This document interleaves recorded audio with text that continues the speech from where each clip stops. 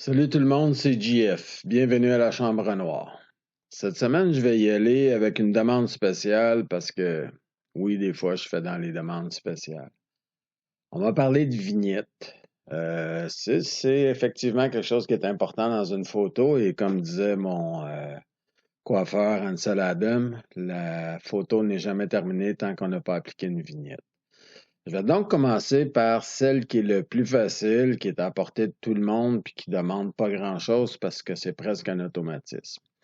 Fait que je vais prendre ma photo ici et la première chose que je vais faire ou que je devrais faire, c'est comme je vais travailler ici sur le layer directement parce que je vais être obligé de le faire, je vais y aller avec mon bouton de droit et convertir en objet dynamique ou Convert to Smart Object. On va laisser un peu de temps à Photoshop pour faire la chose.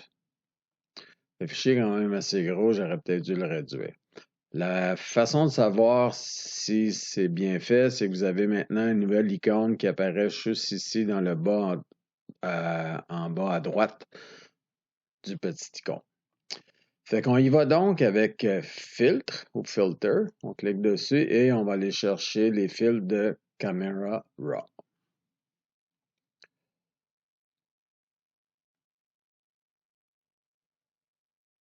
Voilà.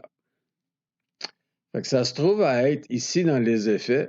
J'aurais dû le fermer, c'est parce que je l'ai pratiqué avant, évidemment. Donc, on a toutes les choses qui sont fermées. On va aller à Effets. Et vous avez ici le vintage.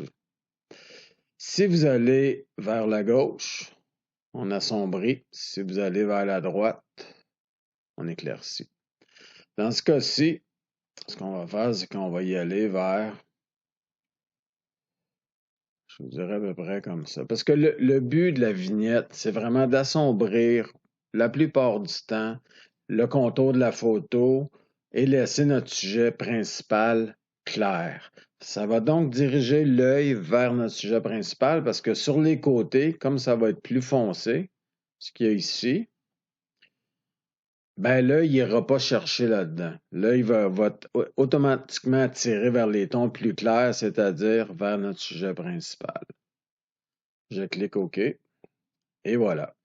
Voyez maintenant de la façon que ça fonctionne, c'est que j'ai un masque qui est ici et on me dit que c'est un Smart Filter. Ça devient un Smart Filter parce que au début, mon objet est rendu un objet dynamique, donc le fil que j'applique est aussi dynamique. Ce que ça me permet de faire, c'est de cliquer ici. On va lui laisser le temps. Et je peux revenir en arrière pour changer mes ajustements. On va donc y aller avec ça.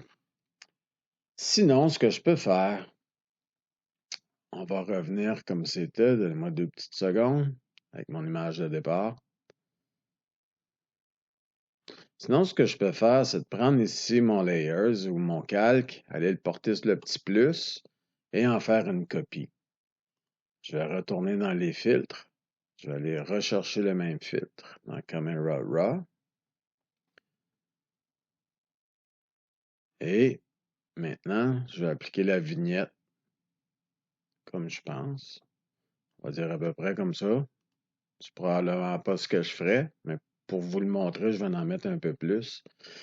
Et on va regarder avec et sans. Et après ça, vous vous souvenez que si je travaille avec un calque, ben, ça me permet d'utiliser l'opacité de celui-ci. Fait qu'on va aller à 0 et on va monter graduellement comme ça et l'appliquer selon nos besoins. Ça, je vous dirais que c'est vraiment la méthode la plus basique. Moi, particulièrement, je ne l'utilise pas parce que la problématique, c'est que vous ne pouvez pas vraiment l'ajuster selon vos besoins. La façon que ça fonctionne, c'est vraiment les contours. C'est sûr qu'on peut toujours utiliser des masques pour cacher une partie, mais ça va assombrer comme les côtés ici où ça devrait être clair. Parce que c'est vraiment comme si on faisait cette zone-là, la zone alentour, toute foncée. Tout ça, c'est foncé, donc ça vient foncer ici. Comme vous pouvez le constater, c'est pas tout à fait naturel parce que ça devrait pas l'être. Fait que c'est pour ça que ça, c'est une façon rapido presto. Si vous n'avez pas trop de zone claire, je vous dirais sur le bord de votre photo, et que vous avez 2 secondes pour la faire, c'est une bonne façon, là. Je veux dire, c'est pas mauvais, mais c'est pas la meilleure des façons. Fait que je vais m'arrêter ici pour l'entrée de gamme, on va dire, de la vignette.